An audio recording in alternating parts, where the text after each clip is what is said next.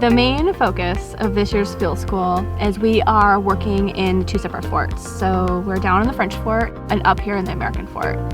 And the mission is to figure out what buildings we have in each fort.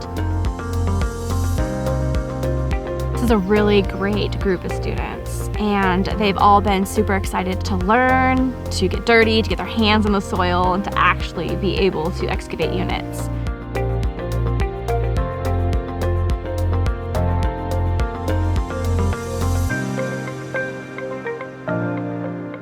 We had a drone operator come up, and he was showing us both the limits of drones, of how much they can fly and what federal regulations that you're required to have while you're flying a drone, but also how those apply to archaeology. Drones are able to establish topographic maps to get a better idea of the landscape that we're working towards excavating on a much grander scale than what we're standing on. So they're very useful for us within archaeology.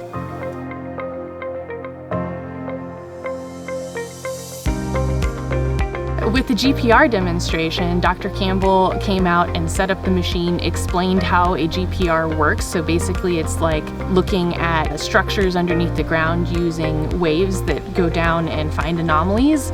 And then if there's something that's there, it'll reflect back up and it's shown on the screen for the students to be able to see. The students were able to actually go out, discover how GPR works, and then use the GPR and practice actually being able to determine natural features versus potential man-made anomalies that we're looking at.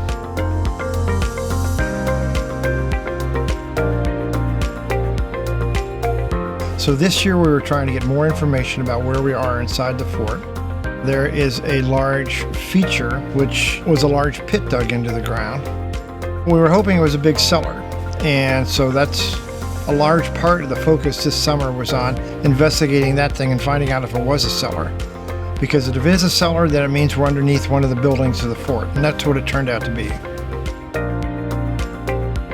That was the first really intact thing we found inside that fort. So it indicates that despite all the disturbance of that fort, it's had a road run through it, it's had water lines run through it, parts of it still exist under the ground. And so it's very important to get that site protected. So any information we can get like that helps in its preservation.